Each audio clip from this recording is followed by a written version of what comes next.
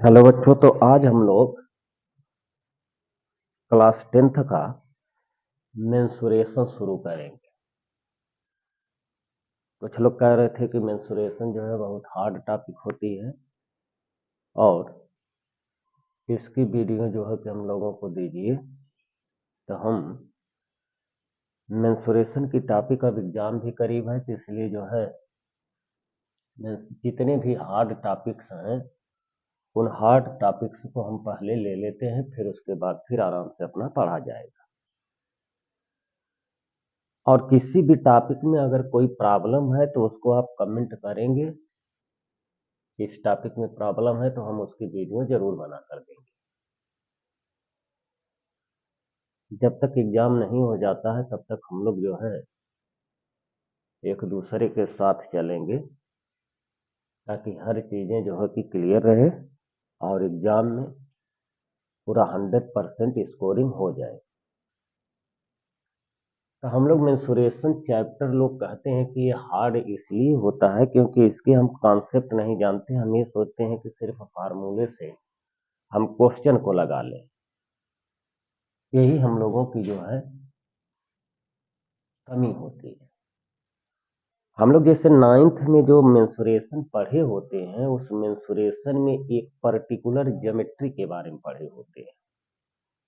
आज जो 10th है हमारा, 10th में जो है कॉम्बिनेशन ऑफ ज्योमेट्रीज, दो या दो से अधिक, दो ही ज्योमेट्री तक लगभग है, दो ज्योमेट्रियों को कॉम्बिनेशन से जो है कि ये होता है, इसीलिए हम लोगों को ये हार्ड लगता है।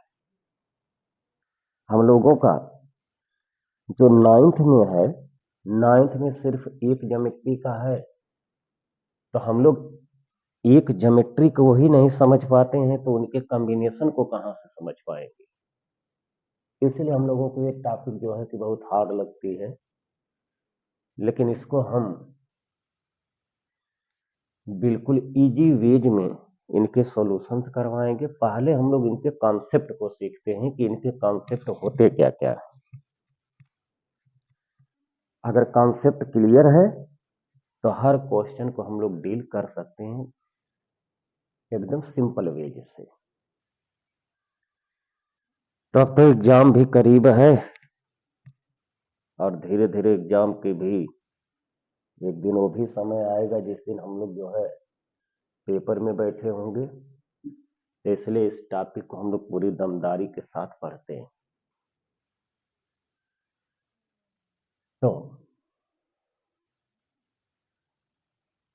देखा जाए इसमें पहले हम लोगों को करना है कि पहले 2D फिगर्स क्या होते हैं, क्योंकि हम लोगों के यहाँ ज्योमेट्री में जो है कि 3D फिगर्स हैं। तो 2D फिगर क्या होते हैं, तो इसको हम लोग सीखते हैं कि 2 डायमेंशनल फिगर्स क्या है। तो हम लोग ये कहते हैं कि देखिए जैसे ये हमारा ब्लैक बोर्ड है या हमारा यह एक फेस है इसकी। तो हम लोग 9th में फिजिक्स में भी पढ़ते हैं कि एक हम लोगों का जो होता है रेफरेंस पॉइंट होता है। रेफरेंस पॉइंट का मीनिंग ये होता है कि हम लोग जो भी ऑब्जर्वेशन करते हैं या जो भी डिस्टेंस डिस्प्लेसमेंट या जो भी फिजिकल क्वांटिटी या जो भी किसी चीज का अगर कैलकुलेशन करना होता है तो हम लोग एक अपना ऐसा पॉइंट आसानी से लेते हैं कि वहां से हम हर चीज के मेजरमेंट को आसानी से करें। इस पॉइंट का नाम आप लोग जानते होंगे, इस पॉइंट का नाम होता है ओरिजिन। जैसे नंबर सिस्टम में हम लोग खुद जो है नंबर सिस्टम में नंबर लाइन पढ़ते हैं, तो उसमें सबसे पहले हम लोग सिंपल में बीच में हम लोग जीरो मानते हैं। इसके इधर हमारे जितने भी नंबर होते हैं पॉजिटिव, इसके इधर नेगेटिव। उसी प्रकार हमारा 2D सिस्टम में जैसे मान लिया जाए, इसको हम लोग जिक्र किए हैं फंडामेंटल फिजिक्स में, इसलिए हम उधर ज्यादा नहीं जाएंगे। जैसे अगर हम लोगों को इस कोई एक पॉइंट है, यहाँ पर हमको पहुंचना है, तो हम पहले क्या करते हैं कि अपना एक कोऑर्डिनेट सिस्टम चॉइस करते हैं। हमारा वह जो उसका कॉर्नर है, इस रूम का जो एक कॉर्नर है उसको हम ओरिजिन मानेंगे, इसको हम एक्स एक्सिस मानेंगे और इसको हम वाई एक्सिस अगर मानते हैं तो पहले हम कहाँ आएंगे, ओरिजिन से यहाँ आएंगे और फिर यहाँ से हम यहाँ आएंगे। तो हमारा एक एक्स लगा और एक वाई लगा, इसलिए इसको हम लोग बोलते हैं 2D सिस्टम, जिसमें या तो सिर्फ हम मेंसुरेशन के हिसाब से अगर बोले तो हम लोग ये कहेंगे जिसमें सिर्फ या तो लेंथ ब्रेथ हो या ब्रेथ हाइट हो या हाइट लेंथ हो, माने दो ही वेरिएबल्स जिसमें, दो ही डायमेंशंस जिसमें हो, उन्हीं को हम लोग डायमेंशंस भी कहते हैं और इसमें कहेंगे भी मेंसुरेशन में। इसमें सिर्फ ओनली दो डायमेंशन से यूज की जाती हैं, उनको हम लोग जो है 2D फिगर कहते हैं। जैसे हम लोगों का है ट्रायंगल है, जैसे ये हमारा है ब्लैक बोर्ड ही है, ये हमारा क्वाड्रिलेटरल है। अब हम लोगों को इस पॉइंट पर पहुंचना है तो हम अपना यहाँ ओरिजिन मानेंगे। अब यहाँ से हम पहले कहाँ आएंगे, पहले हम इस पर यक्स आएंगे और फिर वाई आएंगे, तो हमारा एक यक्स लगा और एक वाई लगा, इसीलिए इसको हम लोग 2D फिगर कहते हैं। तो 2D फिगर तो हम लोगों को खुद नहीं क्लियर रहता है, तो 3D कहाँ से क्लियर होगा, इसीलिए हम लोगों की प्रॉब्लम बढ़ती जाती है। तो हम लोगों को इसमें 3 डायमेंशनल फिगर है, इनमें हम लोगों को विजुलाइज करने आना चाहिए। इन्हीं पर बेस्ड हमारा जो है 12th की केमिस्ट्री है, सॉलिड स्टेट एक चैप्टर है, पूरा इसी पर ही बेस्ड है।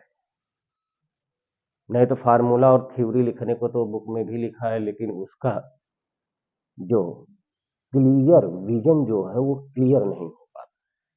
तो जब तक हम लोगों को ये चीज क्लियर नहीं होगा तब तक हम लोगों का, चाहे वो फिजिक्स हो चाहे केमिस्ट्री हो, मैथ में तो प्रॉब्लम है ही है, सब में हम लोगों को प्रॉब्लम होती रहती है। तो इसलिए सबसे पहले हम लोगों का समझना है कि 2D फिगर क्या है।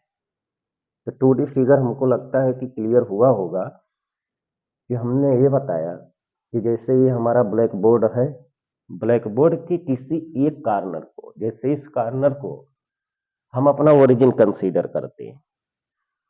अब अगर हमको इस पॉइंट पर आना है तो हम यहां से यक्स आए और फिर वाई गए, तो हमारा यक्स लगा और वाई लगा, इसमें दो ही डायमेंशन यूज हुई, इसलिए इनको 2D कहेंगे। या हम लोग यह बात जानते हैं कि जो रेक्टेंगल होता है उसमें सिर्फ लेंथ इंटू ब्रेथ होती है, तो सिर्फ दो ही डायमेंशंस हैं, इन्हीं लेंथ ब्रेथ हाइट को एक टर्म दिया जाता है, नाम दिया जाता है डायमेंशंस। तो इसमें सिर्फ दो ही चीजों की जो है कि जरूरत पड़ती है, इसीलिए हम लोग इसको 2D फिगर कहते हैं। सर्किल है, माने जो इस प्लेन पे बनाने पर इस प्लेन में लाई कर जाए अगर वो फिगर, तो वह फिगर हमारा जो है 2 डायमेंशनल होगा। जैसे इसका और क्लियर, जैसे मान लीजिए एक हम अगर सर्किल को बनाते हैं, सर्किल को बनाएंगे तो इसी में चिपक जाएगा, लेकिन अगर हम एक स्फीयर या फुटबॉल की बॉल को ले आए अगर इसमें चिपकाएं तो क्या इस टाइप से चिपक पाएगा, नहीं चिपक पाएगा, क्योंकि उसका थोड़ा सा जो है कांटेक्ट पॉइंट जो इसके साथ कांटेक्ट करेगा वो कम होगा और बाकी ज्यादा पार्ट हमारा कहाँ होगा, बाहर हो जाएगा। इसलिए वो क्यों, क्योंकि वो हमारा 3 डायमेंशनल फिगर है, वो इस प्लेन में लाई नहीं करेगा। लेकिन सर्किल हमारा एक जो है सीधी साधी ज्योमेट्री है जो 2D होती है। इसकी डेफिनेशन में हम लोग कहते हैं कि एक्स कामा वाई है। तो दो ही पॉइंट हमारा एक्स एक लगा और एक वाई लगा, दो ही एक्सिस का यूज हुआ, इसलिए 2D फिगर है। लेकिन हम लोगों को बात करनी है 3 डायमेंशनल फिगर की। अब 3 डायमेंशनल फिगर को हम लोग देखते हैं कि मेंसुरेशन में कैसे कैसे जो है इनका यूज किया जाता है। तो हम लोग एक फिगर बनाते हैं जिसमें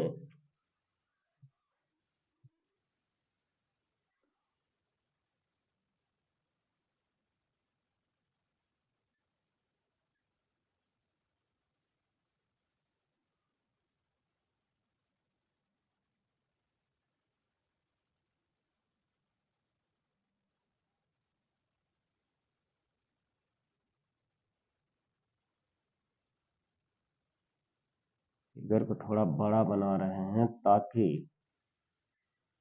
लोग ये कहते हैं दिखता ही नहीं है, तो दिखने के लिए थोड़ा सा इसको जो है हम फिगर को बड़ा बनाते हैं ताकि साफ सुथरा हम लोगों को ये चीजें दिखें।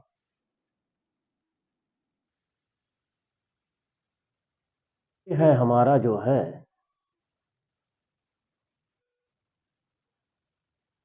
थ्री डायमेंशनल फिगर है जिसको हम लोग नाम देते हैं क्यूबाइड। अब क्यूबाइड में ये हमारा लेंथ होता है, ये हमारी ब्रेथ है, तो यह हमारी हाइट कहलाएगी। और ठीक एक हम लोगों का एक ऐसी भी ज्योमेट्री होती है जिसमें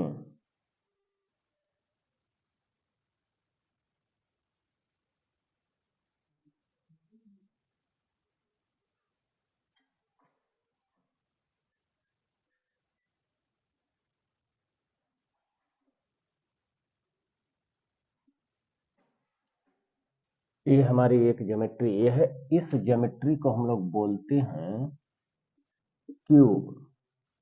एक क्यूब है और एक क्यूबाइड है। इस क्यूबाइड में जो है ये लेंथ है, ये हमारी ब्रेथ होती है, ये हाइट, लेकिन इसमें सब कुछ हमारा जो होता है ऑल साइड्स हमारी जो होती है इसमें इक्वल होती है। इन्हीं को थ्री डायमेंशनल ज्योमेट्री में इन्हीं साइड्स को हम एजेस के नाम से जानते हैं।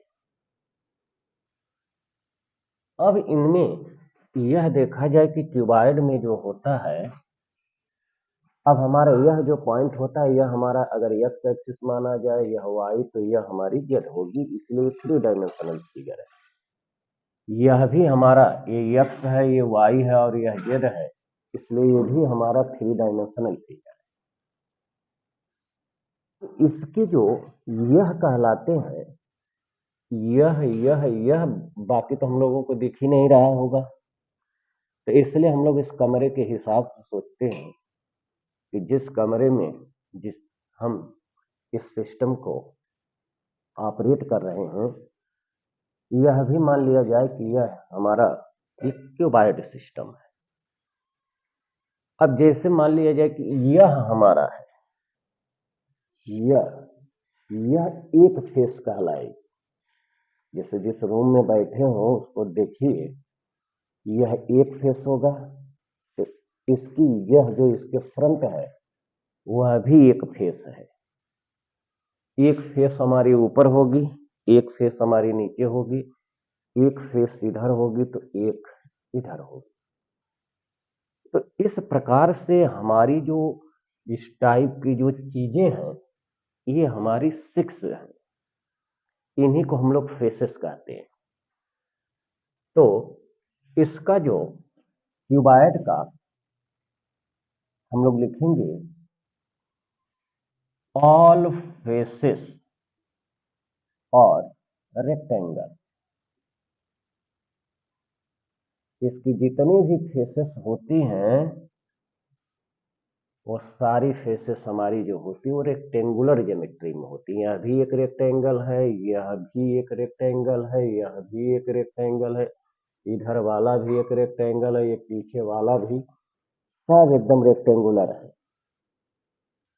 और इसमें फेसेस कितनी होती हैं? टोटल 6 फेसेस होती हैं। अब अगर रेक्टेंगल है यह, अब इसमें कॉर्नर्स कितने होते हैं? कॉर्नर। कॉर्नर का मतलब ये है कि अपने रूम को देखिए, उस रूम में हमारा जो है एक कॉर्नर इधर होगा, वर्टिसेस जिसको भी कह सकते हैं, एक इधर है तो एक हमारा उधर वाला है, एक वहां है तो एक यहाँ है, चार ये हो गए।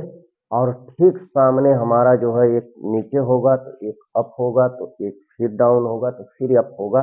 टोटल चार, और चार टोटल 8 कॉर्नर्स होते हैं। तो हमारा हो जाएगा जो कॉर्नर्स है वो हमारा 8 होता है, या इन्हीं को हम लोग जो है, अगर इनको वर्टिसेस भी बोलते हैं। तो ये हो गया। फिर हमारा फोर्थ पॉइंट जो होता है, यह फोर्थ में हम लोगों का एजेज कितनी होती हैं, एजेज। अब एज का मीनिंग ये होता है कि एजेज में जो हमारी होती हैं इनकी साइड्स, साइड्स। तो साइड्स को हम लोग कैसे जानते हैं कि इसमें कितनी साइड्स हैं? तो एक साइड हमारी ये होगी, फिर एक ये होगी, और फिर एक वो होगी, और एक ये, तो टोटल 4 साइड्स इधर हो गई। ठीक सामने भी अगर देखेंगे तो एक साइड 1 2 3 4, 4 साइड ये हो गई 4, और इधर 4 और उधर 4, 8 हो गई। फिर अब छत पर देखेंगे, छत वाले पर 1 2 3 4, तो 4 इधर 4 उधर और 4 ऊपर हमारा हुआ, तो हमारे हो गई टोटल जो है 12 एजेस या 12 साइड्स। तो हम लोगों को काउंट करने आना चाहिए, जैसे 1 2 3 4, ये हो गए 4 5 6 7 8 9 10 11 12। तो उसमें देखेंगे रूम में अगर काउंटिंग करिए तो पता चलेगा कि हाँ इसमें कितनी जो है एजेज होती हैं, जिनको हम साइड्स कहते हैं। लेकिन मेंसुरेशन में इनका एक स्पेशल नाम दिया गया है जिसको हम लोग एजेज कहते हैं। तो एजेज कितनी हो गई? एजेज हमारी 12 होती है। अच्छा, फिर हम लोगों का है कि इसमें फेस। अब यह फेस है, एक फेस ये है, तो इस फेस में जो होगा कि डायगोनल, हम लोग डायगोनल काउंट करते हैं, डायगोनल इसमें कितने होते हैं, तो हमारा हो जाएगा। डायगोनल का मीनिंग क्या होता है? डायगोनल मीन्स ये होता है कि इस कॉर्नर से, इस कॉर्नर से उस कॉर्नर को मिलाने वाली लाइन जो होती है ये हमारी डायगोनल कहलाती है, या उस कॉर्नर को उस कॉर्नर से मिलाने वाली जो लाइन है ये हमारी डायगोनल कहलाती है। जैसे इसमें अगर हम लोग इसको न देखें तो हमारा यहाँ से यहाँ मिलाए या यहाँ से यहाँ मिलाए, ये हमारे जो होते हैं डायगोनल्स कहलाते हैं।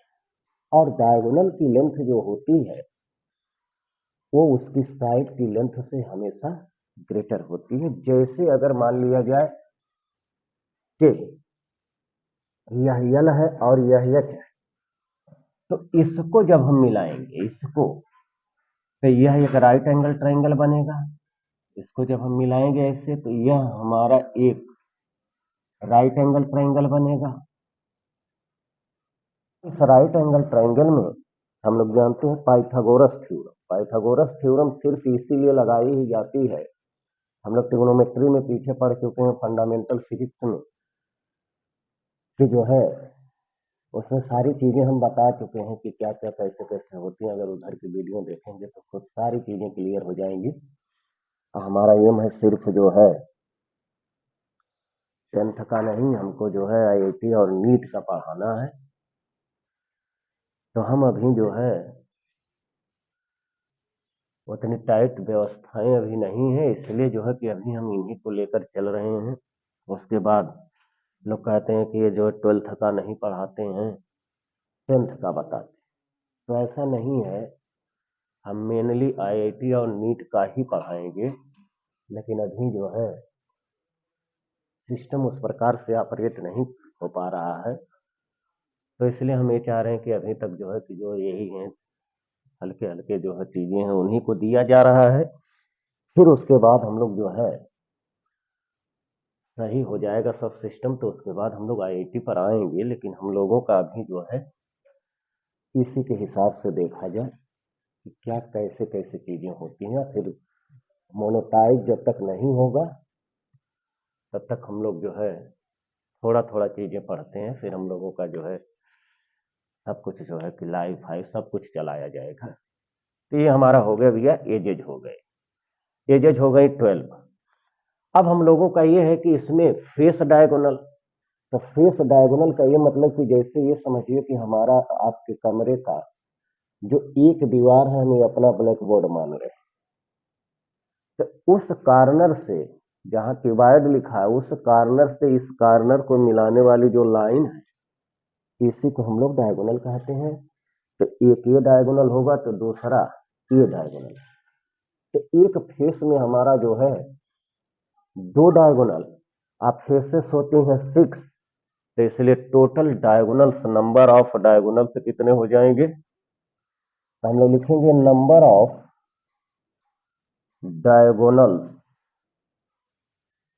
इज इक्वल टू, ये भी हमारे कितने होंगे 12। अब इसकी हम लोगों को ये दिक्कत होता है लेंथ कैसे निकाला जाए,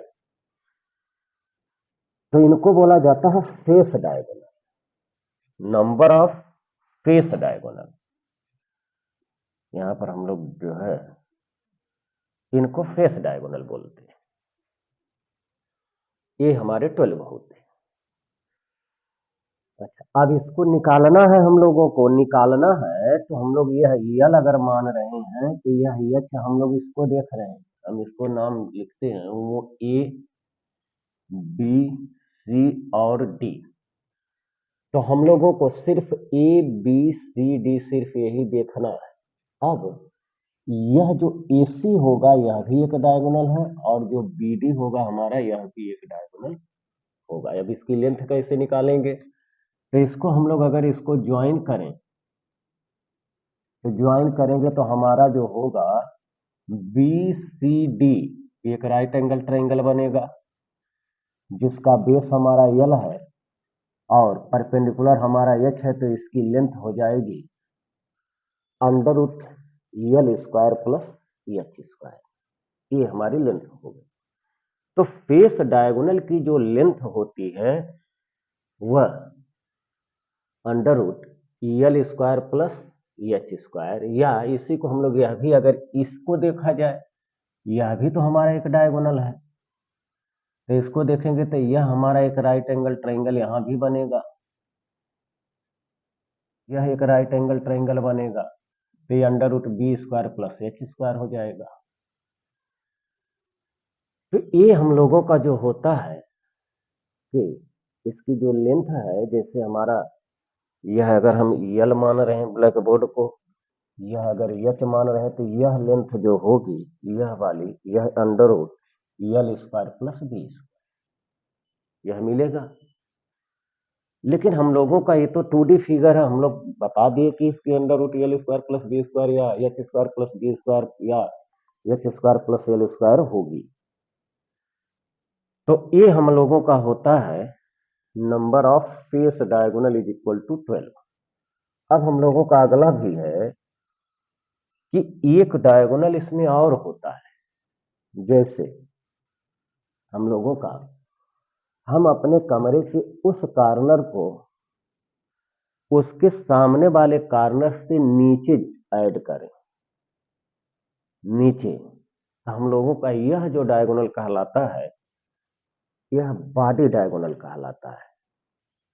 और ऐसे हमारे कितने होंगे, उसको उससे ऐड किया या इस कार्नर को उससे ऐड किया, उस कार्नर से नीचे वाले से, या सामने वाले के अपर वाले कार्नर से इसके डाउन वाले को ऐड किया, ये भी हमारा बॉडी डायगोनल है, या उस कार्नर को हम इसके नीचे वाले कार्नर से ऐड करें, तो ये हमारा जो बनेगा ये हमारा बॉडी डायगोनल कहलाएगा।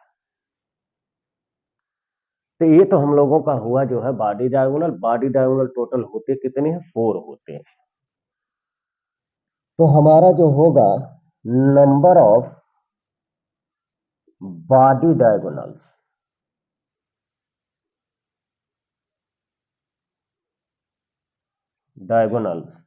इज इक्वल टू 4 होगा। अब हम लोगों को बॉडी डायगोनल की लेंथ लिखनी है। अगर क्यूबॉइड में कभी भी डायगोनल की बात अगर किया जाए तो हमेशा वो बॉडी डायगोनल की ही बात किया जाता है। अगर वो नाम नहीं लिख के हमको देता है कि डायगोनल सिर्फ पूछे क्यूबॉइड का डायगोनल बताओ, या कभी कभी ये क्वेश्चन देता है कि हम इस कमरे में सबसे बड़ी से बड़ी रॉड अगर रखना चाह रहे हैं तो उसको कैसे रखा जाए, तो अब यहाँ हम लोगों को ये देखना पड़ेगा कि फेस डायगोनल सबसे बड़ा होता है कि बॉडी डायगोनल बड़ा होता है। तो फेस डायगोनल और बॉडी डायगोनल हम लोग अभी इसमें करते हैं क्यूब में, तो यह चीजें क्लियर होंगी। अब हम बॉडी डायगोनल की लेंथ लिखना चाह रहे हैं, तो क्या होगा कि जैसे देखिए हम लोग करते हैं कि हमारे फेस डायगोनल की लेंथ तो आ गई थी √L² प्लस बी स्क्वायर। यह जो लेंथ आई थी फेस डायगोनल की, जो यह लेंथ आई है, यह आई है √L² प्लस बी स्क्वायर, या L² प्लस H² आई। लेकिन हम लोगों को इसमें विजुलाइज पूरा नहीं हो पाएगा, इसलिए 3D फिगर्स हैं।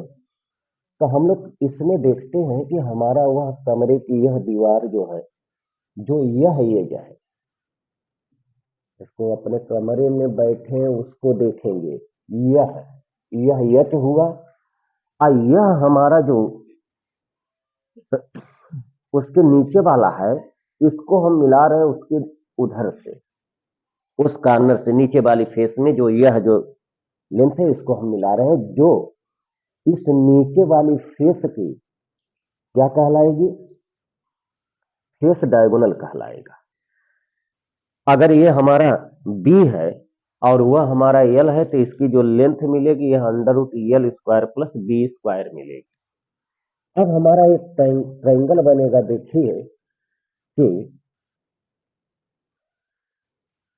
ये ऐसा ट्रायंगल बनेगा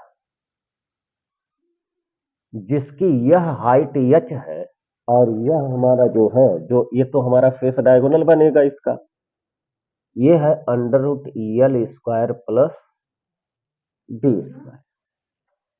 मान लिया जाए कि हमारा यह ट्रायंगल ABC है, तो हमारा लेंथ निकालनी है AC। तो Pythagoras theorem AC² is equal to √EB² plus BC²। AB हमारा है √ कितना? L² प्लस B² का होल स्क्वायर प्लस यहाँ हमारा H²।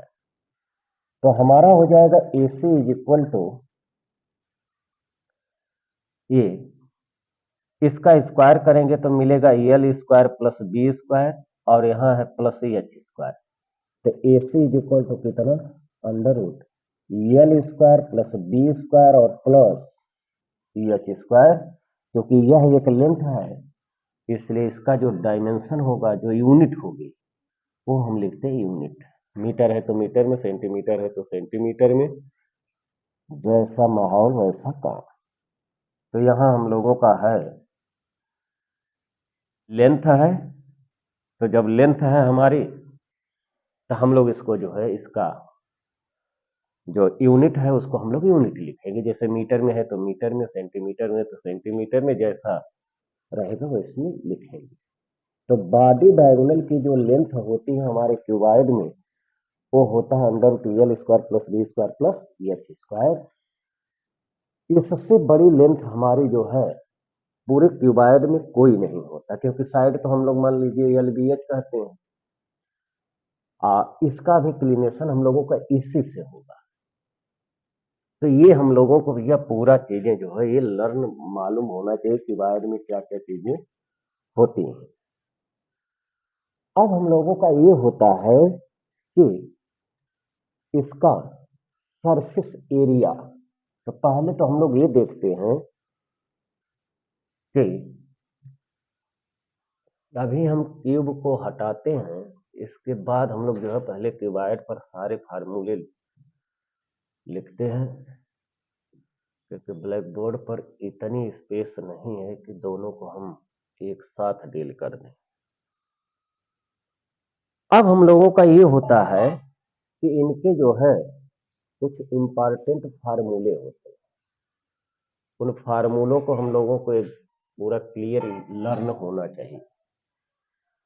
अब हम लोगों का ये है कि जो रेक्टेंगल है, इसकी कोई भी फेस अगर क्यूबाइड की अगर हम एक कंसीडर करते हैं तो उसकी हर फेस एक रेक्टेंगुलर फेस, रेक्टेंगुलर ज्योमेट्री रखती है। हम लोग जानते हैं कि रेक्टेंगल की जो एरिया होती है, area of any face of cuboid is equal to होता है लेंथ इंटू ब्रेथ, या ब्रेथ इंटू हाइट होगा, या कोई भी हमारा जो है दो ही डायमेंशन यूज होंगे, क्योंकि यह एरिया है इसलिए इसकी जो यूनिट होगी वो हमारा होगा यूनिट स्क्वायर होगा। तो ये तो हमारा हो गया जो है area of any one face. अब हम लोगों को ये है कि इसकी सरफेस एरिया निकालना है, इसकी हम लोगों को देखना है सरफेस एरिया क्या होता है। हम लोगों को लिखना है कि area of any face of cuboid this is equal to हो जाएगा एल इंटू बी। लेकिन हम लोगों को इसकी टोटल सरफेस एरिया निकालनी, तो क्यूबाइड की सरफेस एरिया कहें चाहे टोटल सरफेस एरिया कहें, वो बात एक ही होती है। तो हम लोग ये कहेंगे total surface area of cuboid is equal to, अब इसको हम लोग लेते हैं कि इसको हम लोग कैसे लिखते हैं। अब इसमें हमारी जो है 6 फेसेस हैं, तो इसकी एरिया हम लोग जो है कि अगर लिखते हैं इस फेस की, तो हमारा यह यल है, और यह हमारा अगर यल है तो एक फेस के एक साइड को हम अगर यल मानते हैं, यह जैसे हम लोग नीचे के ही फेस के देखते हैं, नीचे के फेस को, तो यह यल है तो यह हमारा बी होगा।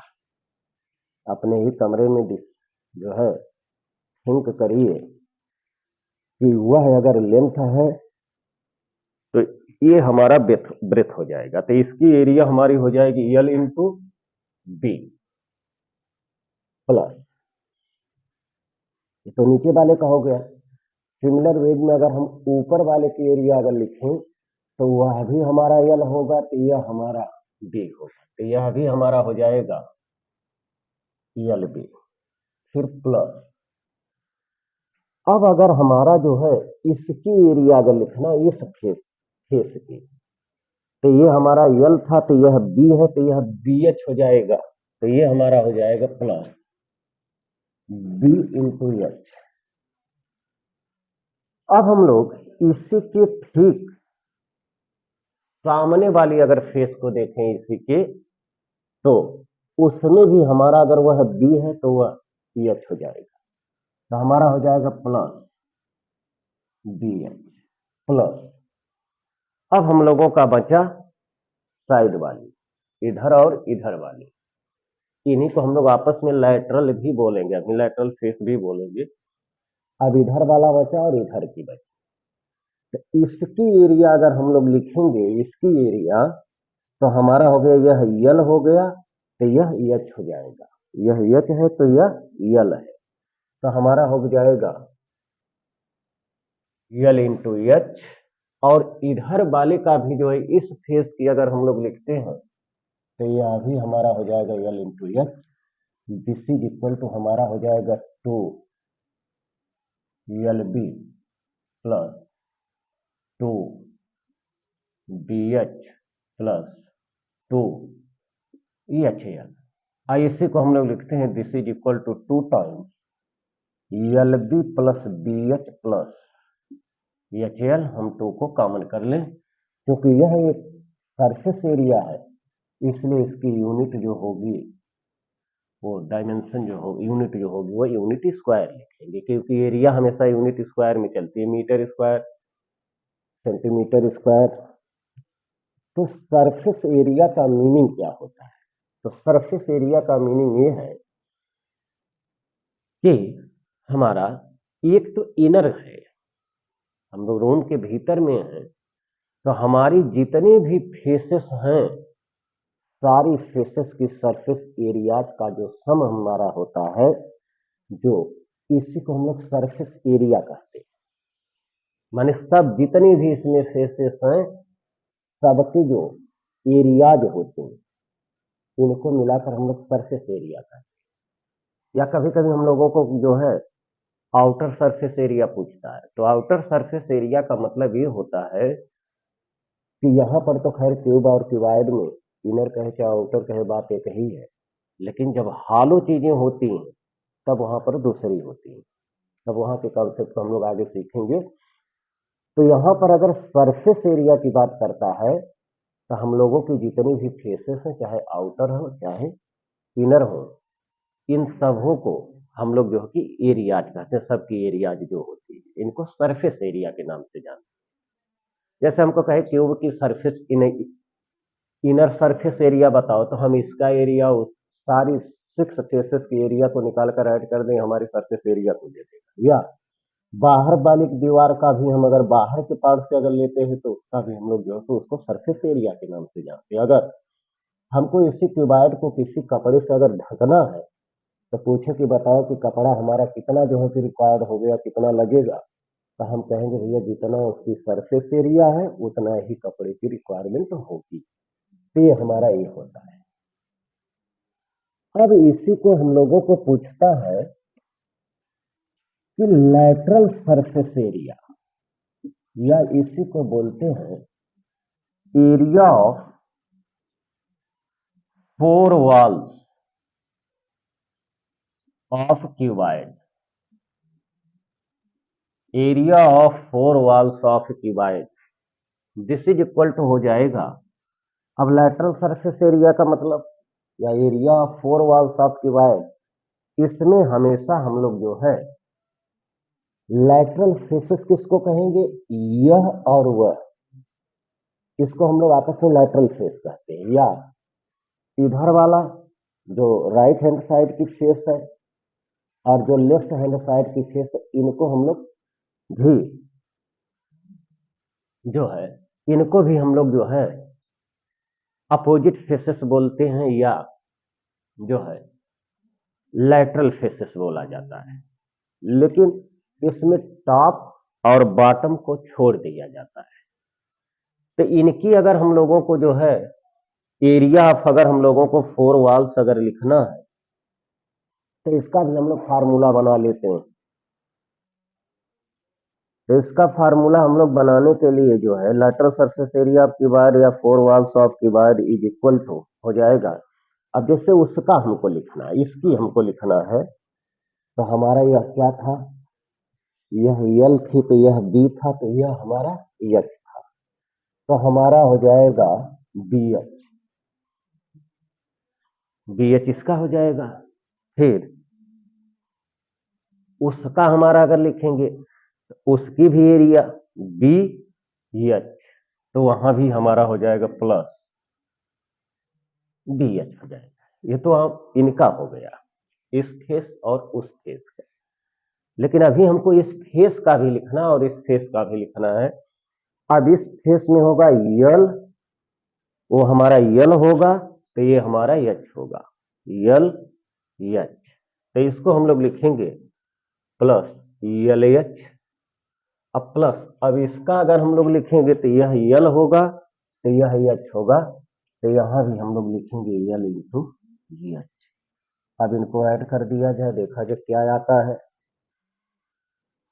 तो हमारा हो जाएगा 2BH अब plus 2LH। This is equal to हमारा मिलेगा 2 टाइम्स और हम लोग EH को कॉमन कर लेते हैं, तो एल प्लस बी लिखें चाहे बी प्लस एल लिखें, हमारा जो है ये फार्मूला बनेगा। दोनों बात एक ही होता है, कम्यूटेटिव लॉ को होल्ड करता है। एल प्लस बी लिखें चाहे बी प्लस, एल और बी हमारा एक लेंथ है, लेंथ कभी निगेटिव तो होती नहीं है, तो इसलिए इसको हम लोग एल प्लस बी लिखें चाहे बी प्लस एल लिखें, दोनों बात एक ही। क्योंकि यह एक लैटरल सरफेस एरिया है, इसलिए इसका भी जो यूनिट होगा वह यूनिट स्क्वायर हो जाएगा। तो ये हमारा हो गया 2 ब्रैकेट में L plus B into H. तो ये तो हो गया टोटल सरफेस एरिया, ये हो गई लैटरल सरफेस एरिया, और ये हो गया हमारा जो है लेंथ ऑफ डायगोनल। डिवाइड में डायगोनल की अगर बात करें तो हम लोग जो है लेंथ ऑफ डायगोनल ही मानते हैं, या कभी भी हम लोग जो है उसको बॉडी डायगोनल के नाम से नहीं जानते हैं। अब हमारा जो होगा इसका volume, volume of cuboid is equal, अब वॉल्यूम का मतलब ये होता है कैपेसिटी, कैपेसिटी का मतलब ये होता है कि उस ऑब्जेक्ट के इंटीरियर स्पेस में, टोटल इंटीरियर स्पेस में कितना क्वांटिटी किसी चीज की क्या होती है आ सकती है, जिसको हम लोग कैपेसिटी के नाम से भी जानते हैं। तो इसको वॉल्यूम कहें चाहे हम लोग कैपेसिटी कहें, दोनों बातें ये कहेंगे। जैसे हम लोग नहीं, हम लोग कहते हैं कि 1 लीटर का पार्ट है, तो 1 लीटर का पार्ट का मतलब ये होता है कि उस बॉटल में सिर्फ लिक्विड जो रखा जाएगा वो हमारा सिर्फ 1 लीटर आ सकता है। तो ये हमारा होता है कैपेसिटी। अब कैपेसिटी इज इक्वल टू हम लोग निकालते हैं तो लिखते हैं L into B into H, और इसकी यूनिट जो होगी वो हो जाएगा unit cube, metre cube, centimetre cube, जिसमें रहेगा वो हमारा। तो ये हमारी होती है क्यूबॉइड ज्योमेट्री। अब हम लोग बात करेंगे इसके क्यूब वाले पर। ये हम लोगों का ये है, तो इसमें जो भी जो है कि आप लोगों को प्रॉब्लम रहे उसको जो है कि आप कमेंट किया करिए, उसके लिए हम जो है जब तक एग्जाम नहीं होता तब तक हम लोग मेहनत करते रहेंगे, ताकि जो है हम लोगों का 100% स्कोरिंग होती रहे। लेकिन वीडियो को जो है लाइक और शेयर जरूर करिए, ताकि हम जो है आप लोगों के लिए वीडियो को फास्टली जो है कि रीच करवा सकें। Thank you.